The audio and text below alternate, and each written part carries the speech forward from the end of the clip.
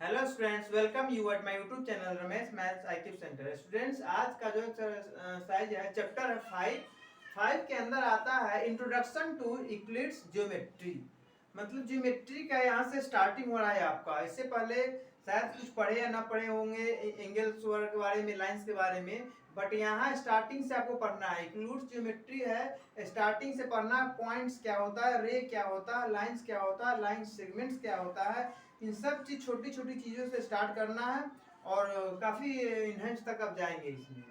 तो इंट्रोडक्शन पहले ये स्टूडेंट, ज्योमेट्री आया कहाँ से। देखिए, geometry comes from Greek words geo, इसका अर्थ मीनिंग होता है अर्थ, एंड मीट्रीन मीनिंग जिसका अर्थ होता है मेजर करना, किसी चीज को मेजर करना। तो geometry appears to have originated from the need for measuring lands. ये समझ ही गए होंगे, किसी भूमि को, किसी सॉलिड स्टेट थिंग्स को मेजर करने के लिए ज्योमेट्री का हेल्प लेना पड़ा। तो इसमें क्या है, ज्योमेट्री समझ है किसी में सब कोई बुक की या लेंथ ब्रेथ हाइट नापना, इसके लिए ज्योमेट्री का यूज करना पड़ा। कोई भी सॉलिड थिंग्स है, बॉल हो गया, कोई फ्रूट्स ले लेंगे, उसको नापने के लिए, मेजर्स करने के लिए क्या ज्योमेट्री का हेल्प लेना पड़ा।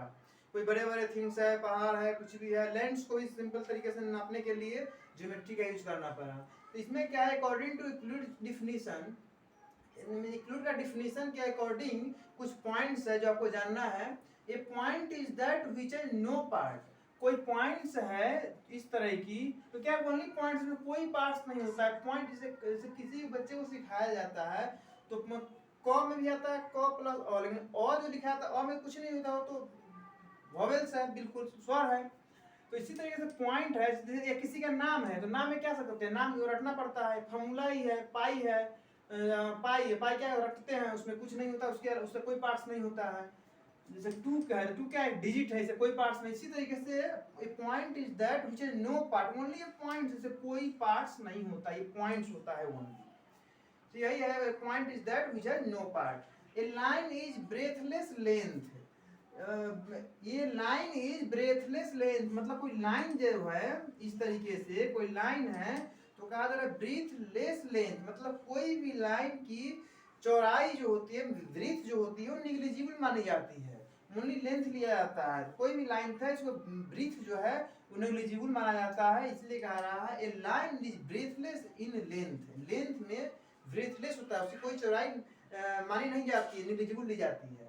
एंड थर्ड पॉइंट है students, ends of line are points. कोई लाइन है इस तरीके से, तो इसमें इंड्स में जो आता है, ए है, बी है, तो ये लाइन था ए बी, तो क्या कहता है, ends of line are points. Line के जो इंड्स में आते हैं दोनों, ये पॉइंट्स कहे जाते हैं।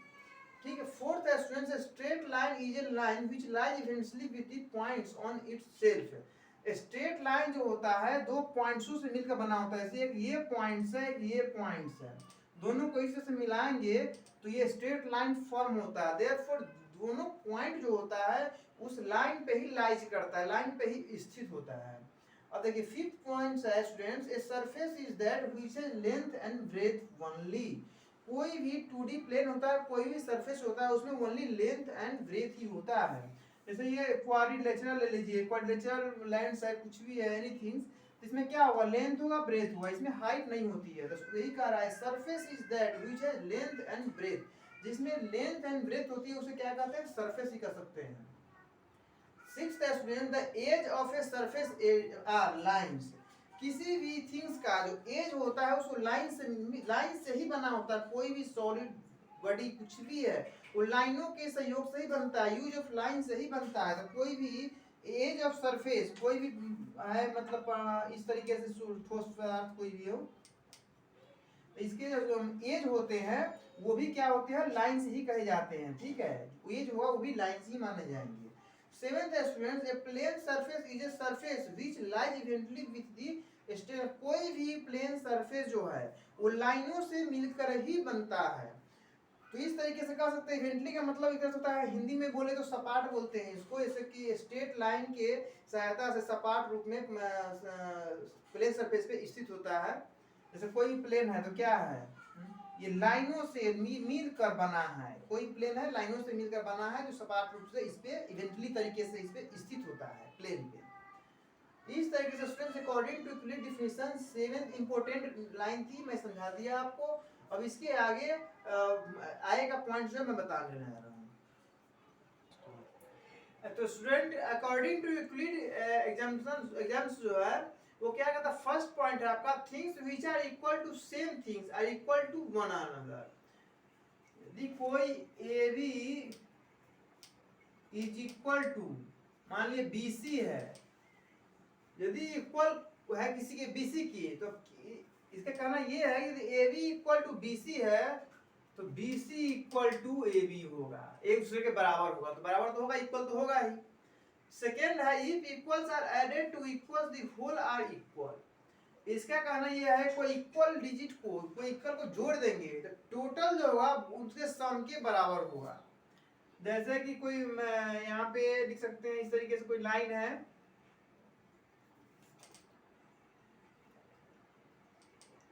और ये ए है, ये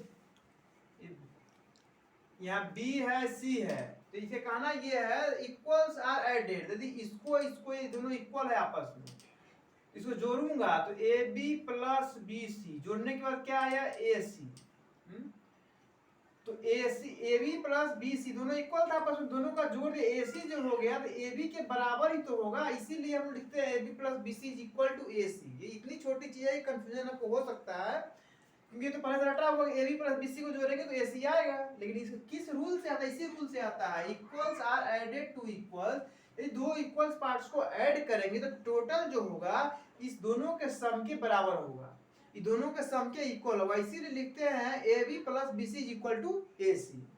इसी रूल के अकॉर्डिंग वो हम लोग लिखते हैं। अब थर्ड है if equals are subtracted from equals remainder are equals. जैसे ये लाइन है कोई, यहाँ ए है और यहाँ बी है, और यहाँ भी सी है, यहाँ पे क्या लिखेंगे A B minus B C is equal to क्या आएगा A C, A B minus B C, तो क्या ए सी बचा ना, ये तो किस रूल से लिखते हैं, तो इसी रूल से लिखते हैं, कोई इक्वल पार्ट्स है, ये इक्वल है और इसमें से इसको घटा दिया, सब्ट्रैक्ट कर दिया, तो जो बचेगा इसके इक्वल आएगा, इसीलिए तो A B minus B C दोनों इक्वल पार्ट से घटने के बाद ए सी आ गया, तो ए सी जो है A B minus B C equal होता है। ये सिर्फ पहले से आप जानते थे, इसी को इस रूल के अकॉर्डिंग दिखाना पड़ रहा है।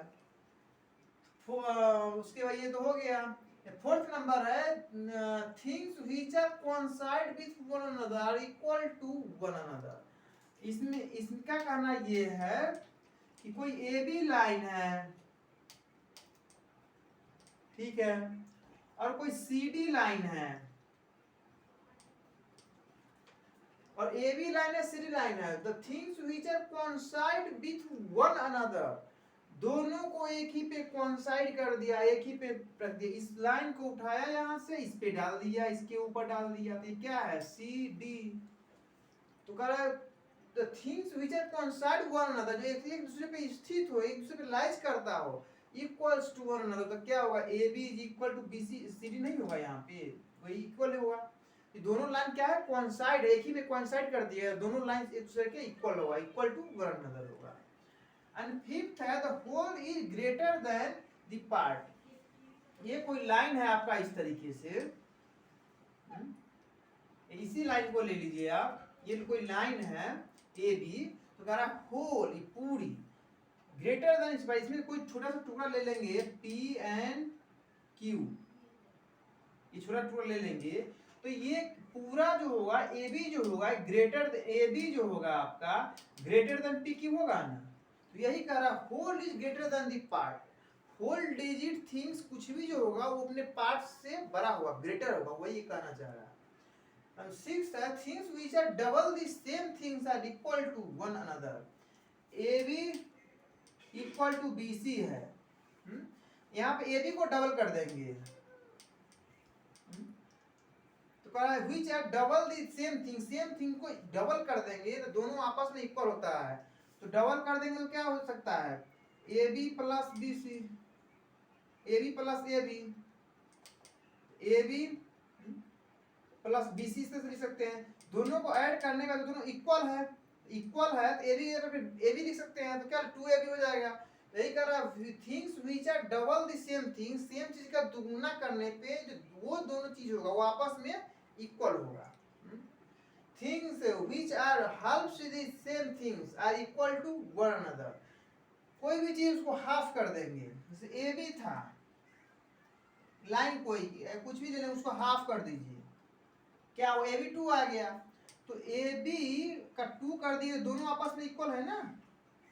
कोई भी थिंग्स को हाफ कर दिए, things which are halves of the same thing, इसी को हाफ कर देंगे तो टुकड़ा जो होगा दो टुकड़ा बन गया, दोनों टुकड़ा इससे इक्वल होगा, वही कह रहा है। जैसे 4 है, इसको दो पार्ट्स में बांट दिए 2 and 2, तो क्या 2 इक्वल टू 2 होगा ना, यही कहना चाह रहा है। इस तरह के 7 तक हुआ। और ये नेक्स्ट रूल पे एंड स्टूडेंट्स यूक्लिड 5 पोस्टुलेट्स है। पोस्टुलेट्स फर्स्ट जो है कह रहा है ए straight line may be drawn from any one point two any other points. मतलब ये है गिवन टू कोई डिस्टेंस पॉइंट्स है, कोई डिफरेंट दो पॉइंट्स दिए गए हैं आपके, तो there is a unique line that passes through them. Postulates first का कहना यही है, कोई भी 2 पॉइंट्स है तो उसमें से क्या करना है, जो दोनों से होता है वो सिर्फ एक ही लाइन आप ड्रॉन कर सकते हैं। बाकी दोनों पॉइंट से अलग अलग many numbers of line draw कर सकते हैं, बट दोनों पॉइंट्स से सिर्फ एक ही नंबर ऑफ लाइन ड्रॉ कर सकते हैं। जैसे कि एक पॉइंट्स ये है आपका और दूसरा पॉइंट्स ये है, ये ए है ये बी है, तो इससे तो जितना नंबर चाहेंगे आप ड्रॉ कर सकते हैं लाइन, कोई दिक्कत नहीं है। इससे जितना आप चाहेंगे उतना ड्रॉ कर सकते हैं, कुछ भी ले सकते हैं, कोई दिक्कत नहीं है।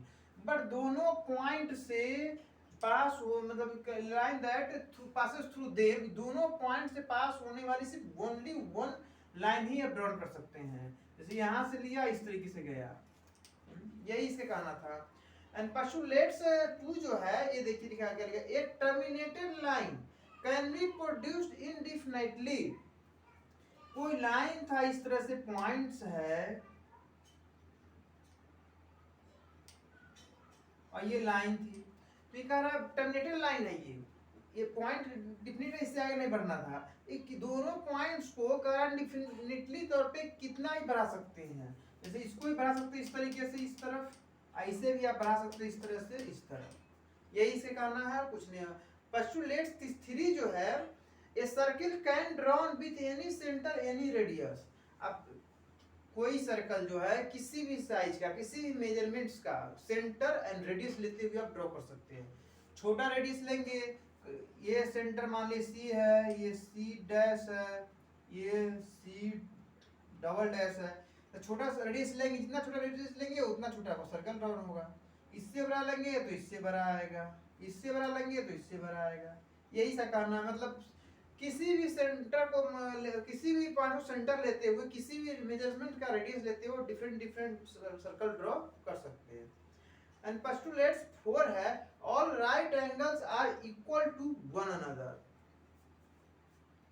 छोटा सा है, इससे बड़ा ले लीजिए, इससे बड़ा ले लीजिए, एंगल चाहे लाइन जो भी हो, बट उसका राइट एंगल जो इसका वो इक्वल ही होगा ना। ये शेप पे कोई फर्क नहीं पड़ेगा, इसमें राइट एंगल कह रहा है, ऑल राइट एंगल से इक्वल टू वन अनदर। इसमें एंगल जो ये कितना ही बड़ा, उससे कोई फर्क नहीं पड़ेगा, अंदर एंगल जो है 90 90 90 ही होगा ना।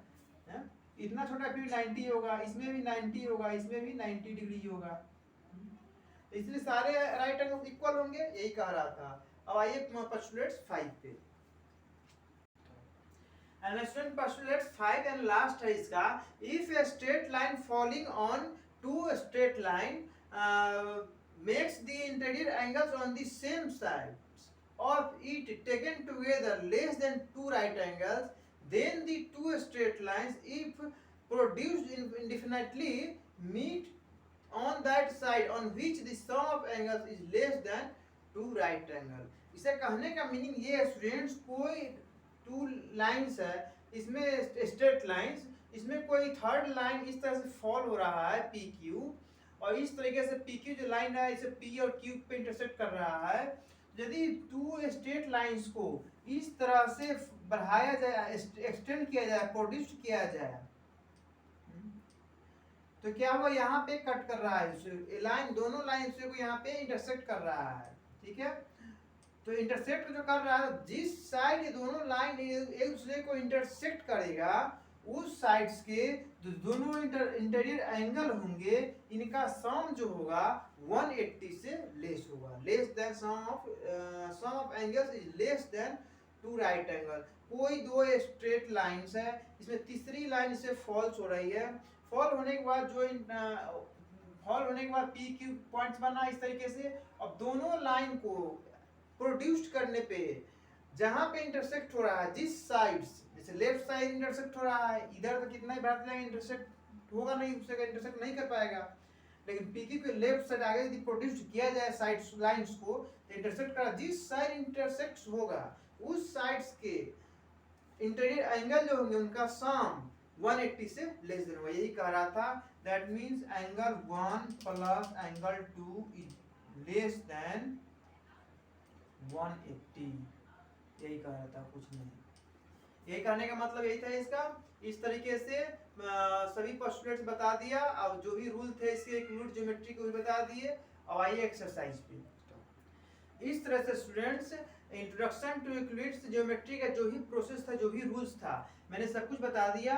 अब नेक्स्ट वीडियो में आपसे मिलेंगे यूक्लिड ज्योमेट्री के एक्सरसाइज 5.1 एंड 2 के साथ। Thank you.